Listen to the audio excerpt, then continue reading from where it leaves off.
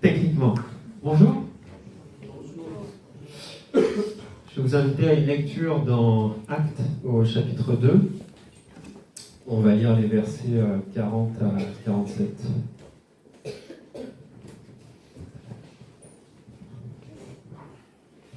Acte 2, verset 40. Et par beaucoup d'autres paroles, il rendait témoignage, c'est Pierre, il rendait témoignage et les encourageait en disant : Sauvez-vous de cette génération pervertie. Ceux qui acceptèrent sa parole furent donc baptisés, et ce jour-là, le nombre des disciples augmenta d'environ 3000 personnes. Ils persévéraient dans l'enseignement des apôtres, dans la communion fraternelle, dans la fraction du pain et dans les prières. La crainte s'emparait de chacun, et il se faisait beaucoup de prodiges et de signes miraculeux par l'intermédiaire des apôtres. Tous ceux qui croyaient étaient ensemble, et ils avaient tout en commun. Ils vendaient leurs propriétés et leurs biens, et ils en partageaient le produit entre tous en fonction des besoins. Chaque jour, avec persévérance, ils se retrouvaient d'un commun accord au temple. Ils rompaient le pain dans les maisons et ils prenaient leur nourriture avec joie et simplicité de cœur. Ils louaient Dieu et avaient la faveur de tout le peuple. Le Seigneur ajoutait chaque jour à l'Église ceux qui étaient sauvés. Alors, la semaine dernière, Junior nous a invités à partir à la rencontre de l'Église. On ouvre un nouveau thème, l'Église comme l'épouse du Christ, ce qui peut être un peu mystérieux. Et voilà, on découvre que Jésus a aimé l'Église jusqu'à mourir pour elle, comme dans les plus beaux romans d'amour, hein, sauf que là, c'est une histoire vraie, puis c'est une histoire planétaire. Et donc, on continue à explorer ce beau mystère, et on va partir du début, avec ce texte-là, dans Actes, qui relate les premiers instants, en fait, de l'Église. Et j'aimerais commencer par vous emmener dans un micro-trottoir imaginaire. J'ai un peu bricolé, mais on va imaginer qu'on est journaliste et puis qu'on pose la question suivante à des personnes rencontrées au hasard dans la rue. Qu'est-ce que l'Église pour vous ? Alors, un petit florilège des réponses qu'on pourrait obtenir. Par exemple, on imagine Sarah. Un vieux bâtiment qui représente le village ou le quartier, quelquefois même la ville, cathédrale. Un lieu parfois magnifique et que l'on visite. Mais souvent, c'est un repère qui s'efface. La plupart des églises se dégradent et ne peuvent pas être restaurées, surtout dans les petits villages.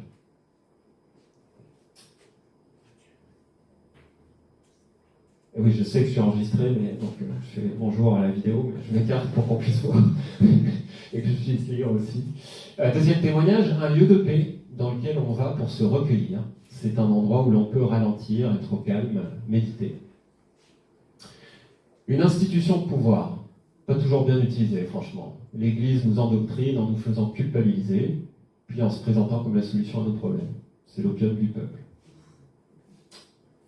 C'est un pan énorme de notre culture qui a inspiré beaucoup d'artistes et d'hommes de lettres. C'est une mémoire collective, culturelle.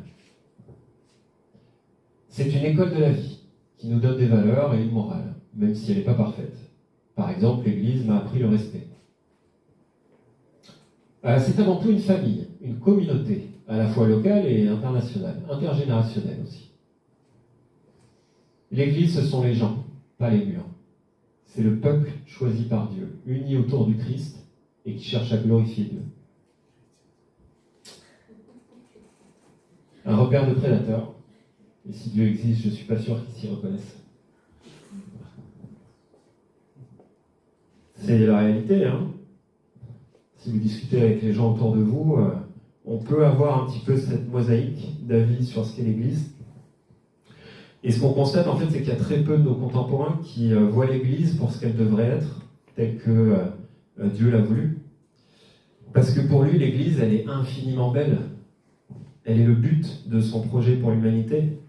Il rassemble son peuple, auquel il nous demande de prendre part, il nous propose, et à travers lequel il nous bénit. Alors, qu'est-ce que ça veut dire pour nous ? D'abord, à titre individuel, c'est ce qu'on va voir en premier, puis ensuite collectif. Quelle est notre responsabilité dans ce que les gens autour de nous voient de l'Église ? Quel témoignage devrions-nous donner ? Et quel est celui que nous rendons en réalité parfois ? Donc ce matin, pour répondre à ces questions, comme je disais, on va revenir au début de l'Église, à ce texte dans Actes. Donc c'est le moment dans l'histoire de l'humanité et dans la Bible où on considère que l'Église est apparue, et tel que ça nous est raconté, en tout cas dans ce livre-là. Ce texte, il donne à voir ce qu'est l'Église, bien sûr un peuple, et pas n'importe lequel. C'est carrément une nouvelle génération. Et on va voir que ce n'est pas un mot anodin. Une nouvelle génération, donc, et qui est faite de personnes qui ont vécu une régénération personnelle. Les deux sont Je recommence. Les deux sont indissociables. Donc, régénération personnelle et nouvelle génération ensemble. Donc, d'abord, la régénération personnelle. Dans le texte, on est peu après la mort et la résurrection de Jésus. Ses disciples sont à Jérusalem. Ils attendaient, comme Jésus leur avait donné l'instruction. Et dans le début du chapitre, il s'est produit un événement extraordinaire. L'Esprit Saint est descendu sur eux et ils se sont mis à parler en langue. C'est le début de leur mission et de leur témoignage, sur la base duquel Jésus va fonder son Église, ça on y reviendra.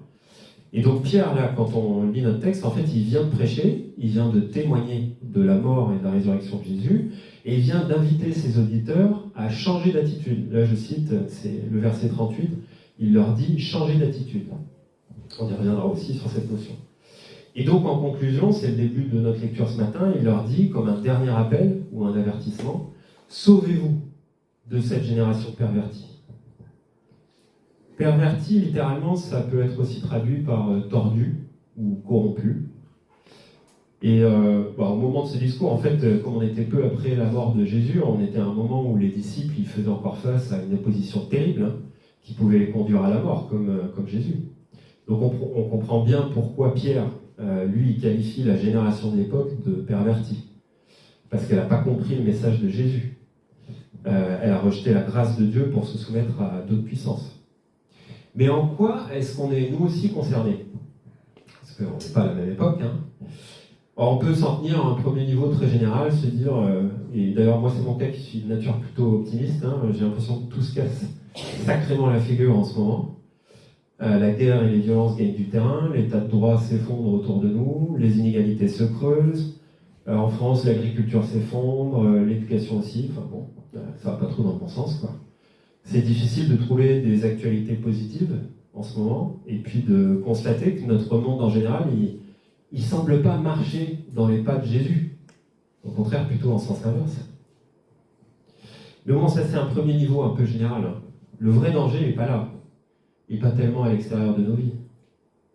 Les circonstances, on ne peut souvent pas y faire grand-chose. La seule chose qu'on peut essayer de maîtriser, c'est notre réaction à ce qui nous entoure. Non, le plus dangereux, c'est le risque d'effondrement intérieur. Alors, pendant les vacances, moi, j'ai lu un livre qui alerte sur les dangers des écrans et du numérique. Alors, c'est mon beau-père qui a écrit une partie, donc j'étais un petit peu obligé. Mais je vous le recommande quand même. Les écrans, parlons-en. C'est un très bon livre. Et ce livre, il propose des pistes, notamment spirituelles, pour faire face à ce qu'on peut considérer comme un fléau aujourd'hui.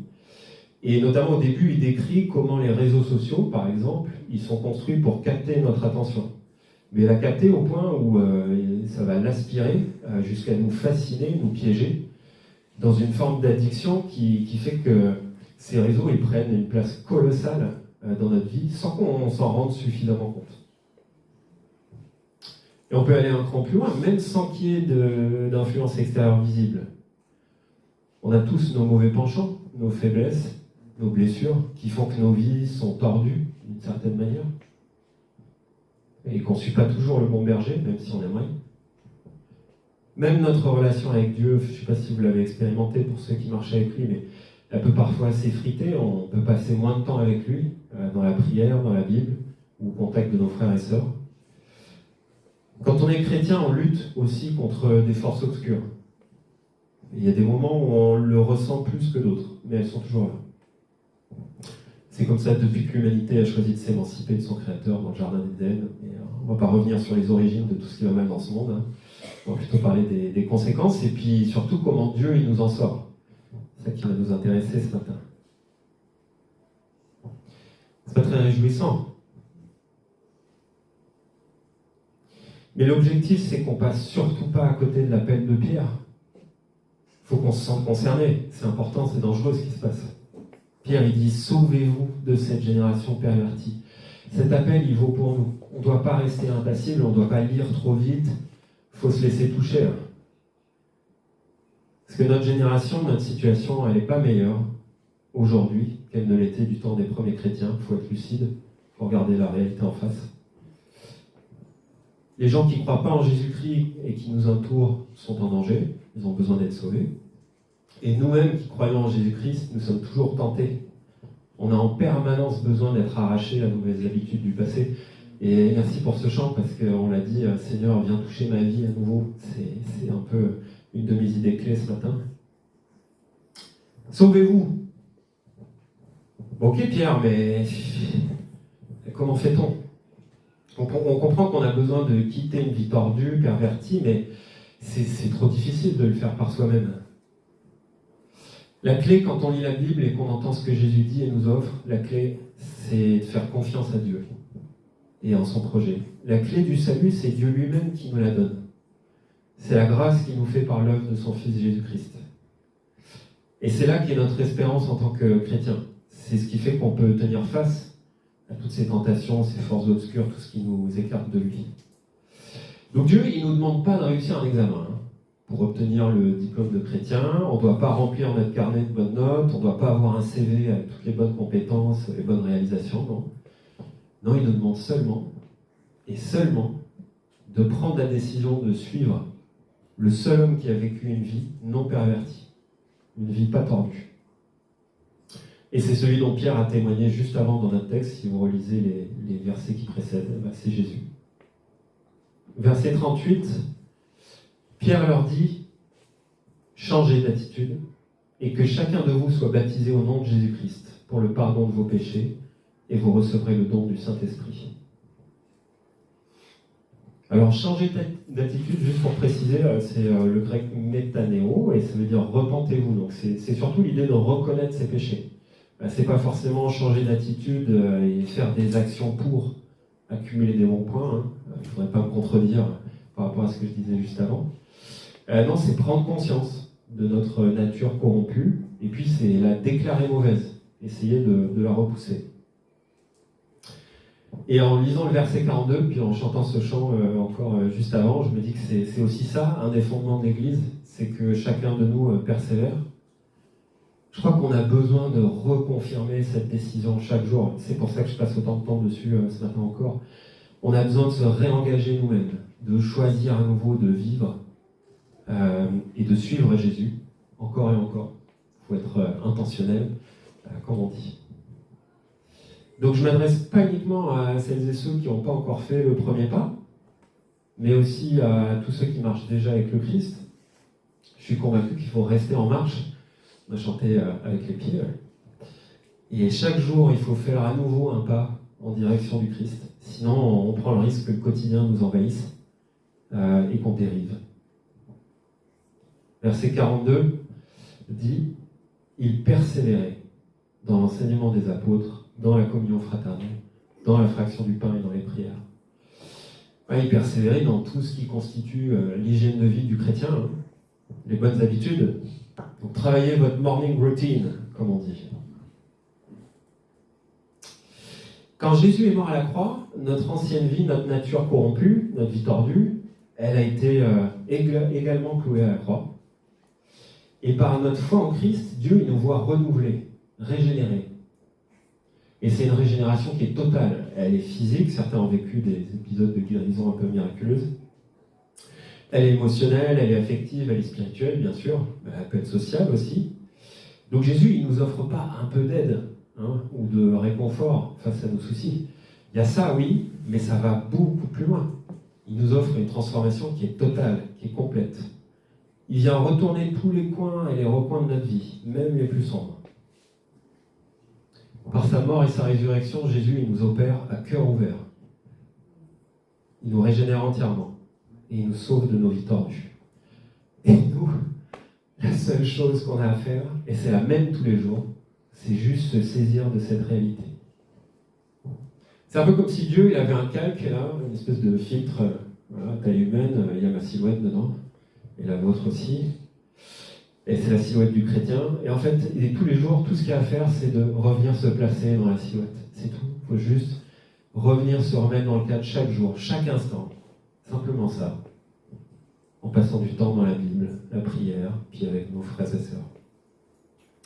C'est comme ça qu'on répond à l'appel de Pierre, sauvez-vous. Et c'est comme ça qu'on vit la régénération complète dans notre quotidien. On en a parlé, puis ça ne vous a pas échappé, c'est la période des résolutions. Alors moi, je ne suis pas un adepte, mais voilà, j'aimerais quand même nous inviter ce matin à ce qu'on s'engage à faire ce pas quotidien dans notre vie vers notre Sauveur. Et qu'on vienne se placer sous la grâce de Jésus le matin quand on se réveille. Je ne sais pas quelle est votre habitude, mais au lieu d'ouvrir la radio, les journaux, WhatsApp, les mails, les réseaux sociaux, juste fermer les yeux et se placer dans sa grâce. Je sais que certains ont la vraie bénédiction et la grâce de vivre ça, et c'est beau, et je vous garantis que vos matinées sont différentes. Hein. C'est beaucoup plus épanouissant et régénérateur.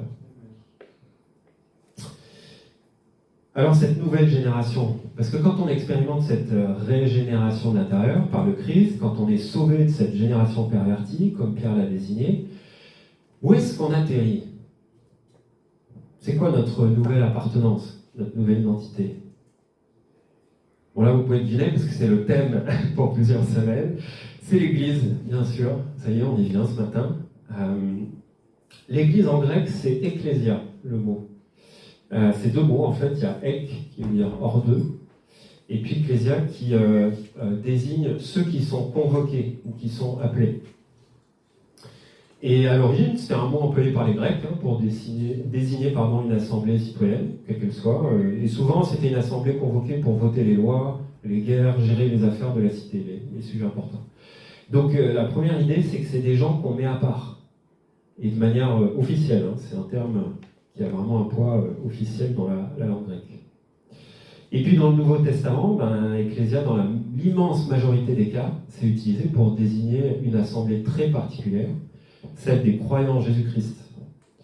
Et ça, c'est vrai au niveau local, mais aussi c'est pour désigner le peuple de Dieu dans son ensemble, sans unité de lieu. Par exemple, dans 1 Corinthiens, au chapitre 1, il y a le verset 2, donc c'est le début de la lettre. C'est écrit « À l'Église de Dieu, qui est à Corinthe, à ceux qui ont été sanctifiés en Jésus-Christ, appelés à être saints, et à tous ceux qui invoquent en quelque lieu que ce soit le nom de notre Seigneur Jésus-Christ, le Seigneur et le nôtre. » Donc on a bien l'Église de Corinthe, et puis on a tous ceux qui croient en Jésus. Et la genèse de tout ça d'ailleurs, dans Matthieu 16 au verset 18, c'est Jésus qui parle et qui dit « Et moi, je te dis que tu es Pierre, et que sur ce rocher, je construirai mon Église. Et les portes du séjour des morts ne l'emporteront pas sur elle. » Donc l'Église, dans son sens premier, et c'est malheureux qu'il y ait plein de gens qui voient ça dans le micro-trottoir au début, c'est pas le bâtiment, c'est pas l'institution, ce sont des personnes qui sont appelées, convoquées par Jésus, mises à part. Donc c'est pas non plus un club ou une association, même si nous on a ce statut-là parce que la loi fait que il faut qu'on ait un statut d'association pour gérer nos activités. Mais voilà, c'est pas un club auquel on adhère et on participe un peu quand on veut ou quand on a envie. C'est pas non plus un cercle d'affaires où il faut payer pour entrer et avoir des privilèges. Donc, devenir chrétien, c'est comme basculer dans une nouvelle génération. Pas perverti. C'est changer complètement de prisme, de façon de voir le monde, de valeurs, de culture.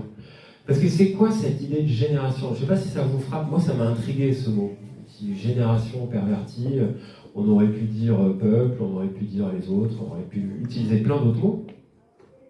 C'est comme un petit fil qui dépasse là, donc j'avais envie de le tirer. On va essayer de le tirer pendant quelques instants encore. Est-ce que quelqu'un ici a déjà changé de génération? On appartient tous à une génération. Il y a des gens qui essayent, il y a des anciens qui ont encore une mentalité de jeune, parfois c'est l'inverse, mais on n'échappe jamais totalement au marqueur de notre génération. Moi-même en faisant tous les efforts, je ne peux pas voir le monde avec le même regard que mes parents, parce que je n'ai pas vécu les mêmes événements historiques, je n'ai pas grandi dans le même contexte. Donc premier constat, c'est impossible, a priori, de changer de génération par soi-même. Ça rejoint l'idée que c'est bien l'œuvre de Jésus qui nous transforme, c'est pas notre volonté ou nos efforts. Puis ça renforce aussi l'idée qu'il faut une transformation qui est profonde. Deuxième idée, chaque génération elle a été marquée par des événements historiques majeurs. Par exemple, on peut en trouver plein. l'invention du moteur à vapeur, la Seconde Guerre mondiale, les congés payés, la création d'Internet. Chaque génération, elle a en quelque sorte des événements qui ont marqué sa culture. Et bien, figurez-vous que la génération nouvelle, l'Ecclésia du Christ, elle aussi, elle a été définie par un fait historique. C'est quoi cet événement ? Le pasteur est trop fort. Cet événement qui marque la génération des chrétiens, c'est la mort à la croix et la résurrection de Jésus, qui était rapporté par de multiples témoins. Donc, est-ce que c'est pas extraordinaire de constater que Dieu a fait une promesse, celle de rassembler son Église ? Christ, il a dit, je construirai mon Église, son ecclésia, donc l'assemblée de ceux qui convoquent, et il la construira quoi qu'il en coûte. Ça, c'est ce qu'il a dit. Et il a tenu sa promesse. Il a été sur la croix, il est mort, il est ressuscité. Ça, c'est un fait historique. Et c'est par son œuvre, c'est sur ce fait historique que repose la génération nouvelle. C'est ça qui nous donne une culture commune, une façon de voir le monde et puis des valeurs. Donc ce que je veux dire là, c'est que oui, bien sûr, le salut, il est d'abord personnel. Il faut une transformation, une régénération. Mais il est aussi collectif. Il nous fait entrer dans une génération nouvelle, ensemble. Et ça, c'est qu'on le veuille ou non. Si on regarde la suite du passage, qu'est-ce qui s'est passé à partir de ce moment, les versets 44 à 46. Tous ceux qui croyaient étaient ensemble. Ils avaient tout en commun. Ils vendaient leurs propriétés, leurs biens. Ils en partageaient le produit entre tous, en fonction des besoins. Et chaque jour, avec persévérance, ils se retrouvaient d'un commun accord au temple. Ils rompaient le pain dans les maisons et ils prenaient leur nourriture avec joie et simplicité de cœur. En définitive, c'est ça, l'Église. C'est celles et ceux qui ont été convoqués par le Christ et qui ont répondu à son appel et qui mettent tout en commun pour former le peuple de Dieu. Donc le chrétien, il n'est pas solitaire. Il ne peut pas l'être. Il fait partie d'une nouvelle génération à laquelle il participe activement avec joie et simplicité de cœur. Alors, vous vous dites peut-être, bon, c'est un peu conceptuel ce matin, et si vous trouvez que ça manquait de concret, je ne doute pas que le Saint-Esprit nous guidera dans les prochaines prédications, parce qu'on verra que la Bible elle nous décrit l'Église aussi de manière hyper concrète, comme une maison, comme une famille, un corps, une colonne de vertu. Il y a plein de façons de voir l'Église, mais pour résumer les quelques idées clés, là, l'Église, ce n'est pas un bâtiment, c'est la génération nouvelle, voulue par Dieu. Elle est composée d'individus qui sont régénérés par le Christ. Deuxième idée, quand on entre en relation avec Jésus-Christ, on entre automatiquement en relation avec l'Église, avec son peuple. C'est automatique. On ne peut pas rejeter l'Église quelque part ou refuser de participer, être solitaire. Il y a des saisons dans la vie, hein, évidemment. En revanche, la réciproque n'est pas vraie. C'est pas parce que je fréquente l'Église que je bénéficie du salut, de la régénération. Le salut, la conversion, elle est personnelle. Et c'est le point de départ. Et enfin, l'Église, c'est une grâce que nous fait le Seigneur. Et c'est aussi ce qu'on donne à voir aux autres. Donc c'est à nous de venir à la source chaque jour pour être remplis de l'amour de Dieu, parce que c'est le seul qui soit suffisant pour nous porter les uns vers les autres, jour après jour. Et c'est à nous ensuite, remplis de cette énergie, de cet amour de Dieu, de faire l'effort pour aller vers les autres, pour donner, et puis pour recevoir en retour, parce que si on donne tous, forcément on va recevoir. Et il y a un petit chant qui dit, et c'est ainsi que le monde verra ou saura que nous sommes chrétiens. Et c'est ainsi que le monde verra qu'on prend part au projet de Dieu. Et c'est comme ça que le monde verra la grâce que c'est d'appartenir à l'Église. Je voudrais prier.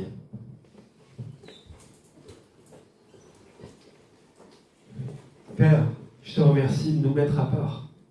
Quel privilège de pouvoir faire partie de ton peuple, de ta famille, et d'être en relation avec toi, le Créateur de toutes choses. Et Seigneur, je te prie que tu nous gardes chacun personnellement